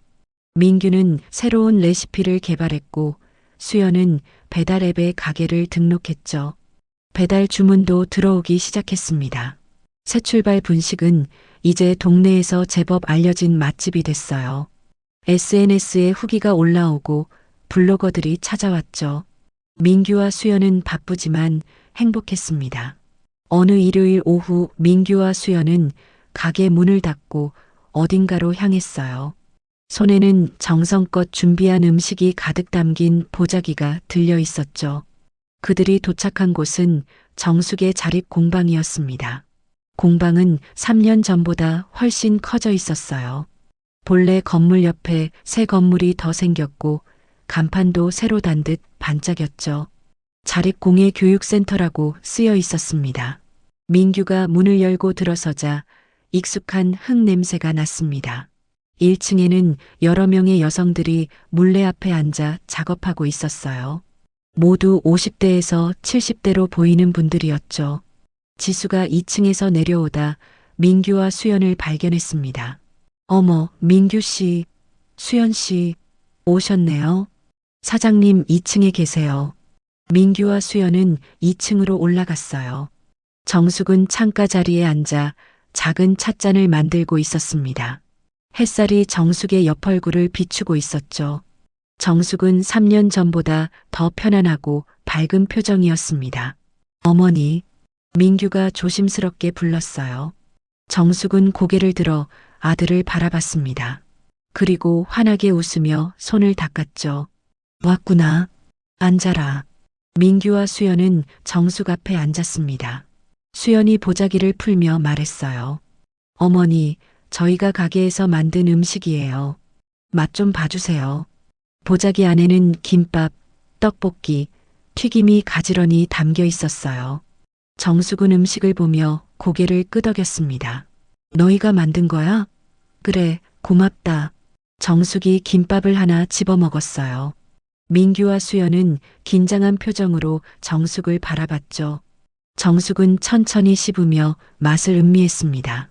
맛있네. 민규야, 내가 요리를 이렇게 잘하는 줄 몰랐구나. 민규의 얼굴이 환해졌어요. 정숙의 칭찬 한마디가 그렇게 기쁠 수 없었죠. 세 사람은 함께 차를 마시며 이야기를 나눴습니다.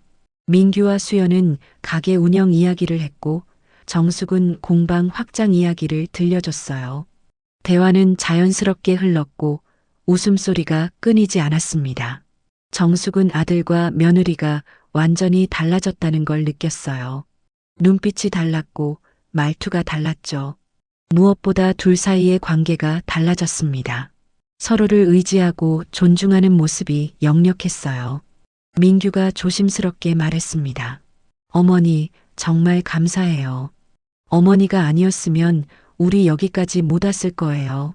정숙은 고개를 저으며 웃었어요. 너희가 한 거야. 내가 한 건 아무것도 없어. 수연이 눈물을 글썽이며 말했습니다. 어머니, 제가 정말 죄송했어요. 그리고 고마워요. 정숙은 수연의 손을 잡았습니다.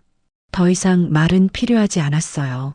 모든 게 용서됐고 모든 게 치유됐죠. 그때 1층에서 김 회장의 목소리가 들렸습니다. 정숙의 얼굴이 환해졌어요. 김 회장이 계단을 올라오며 민규와 수연을 발견했죠. 오, 두 분 오셨네요.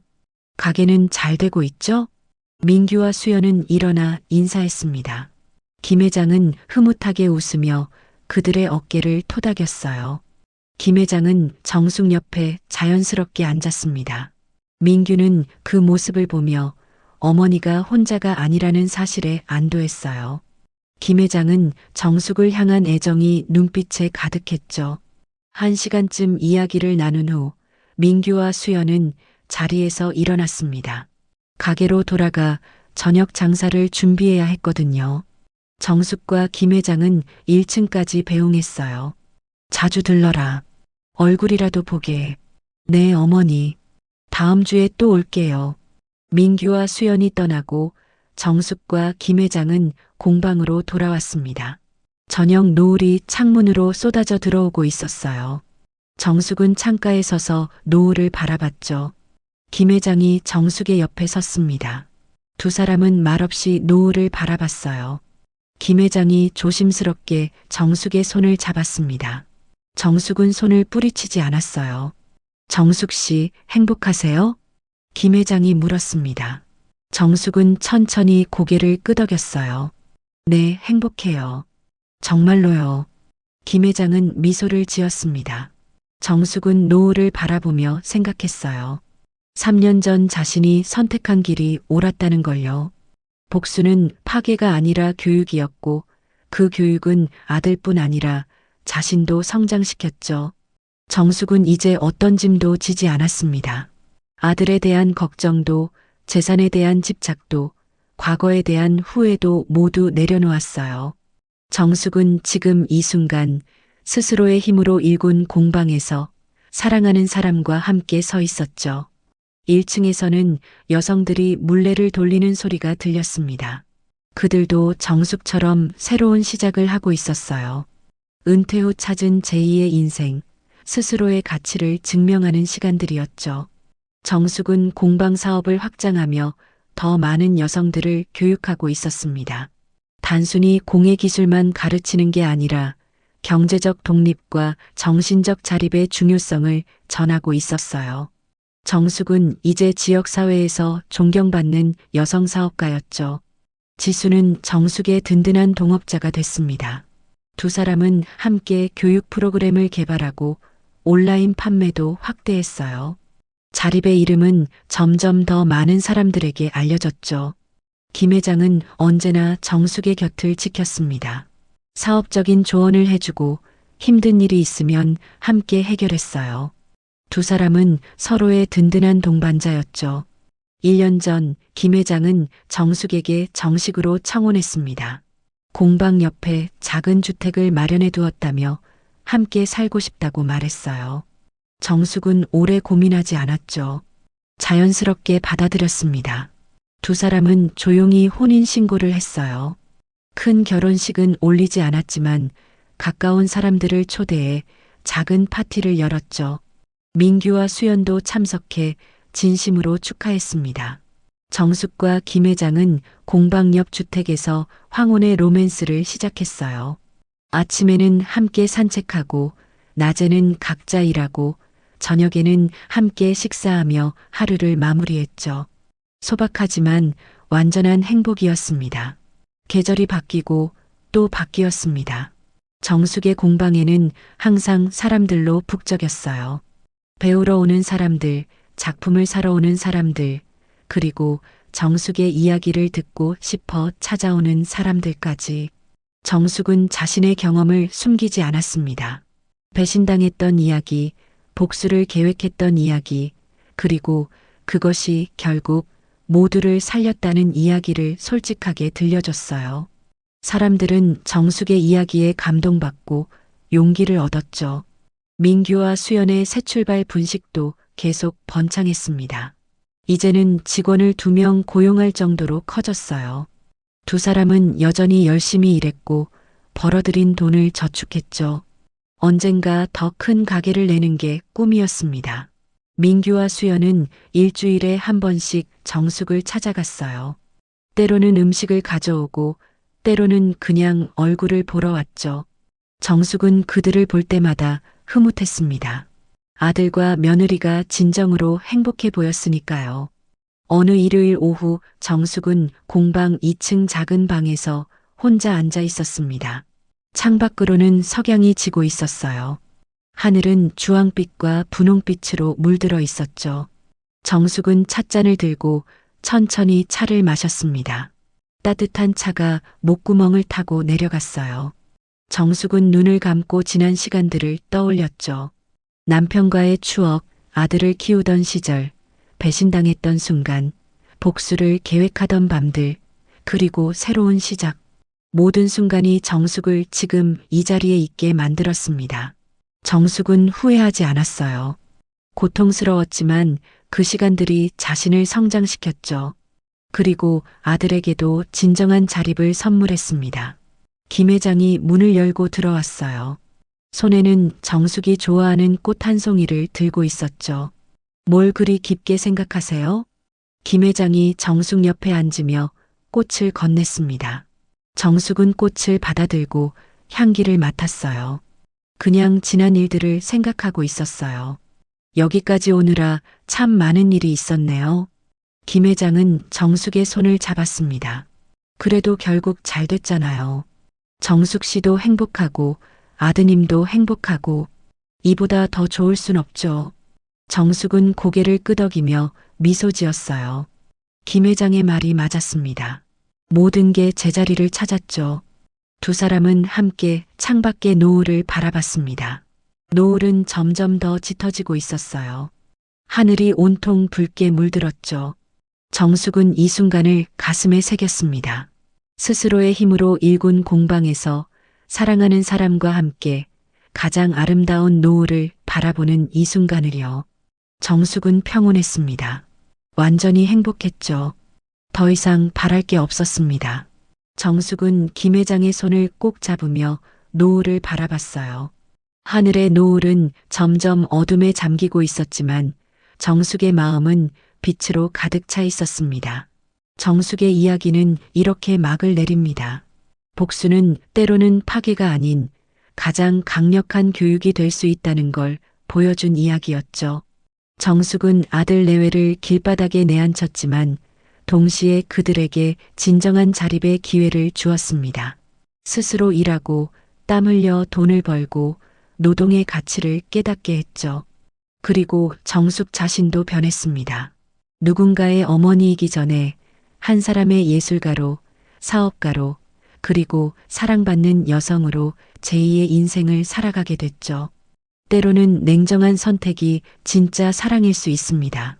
무조건 퍼주는 것보다 스스로 설 수 있게 만드는 것이 진정한 부모의 역할일지도 모릅니다. 정숙의 자립 공방처럼 우리 모두에게도 스스로를 일으켜 세울 힘이 있다는 걸 기억하셨으면 좋겠습니다.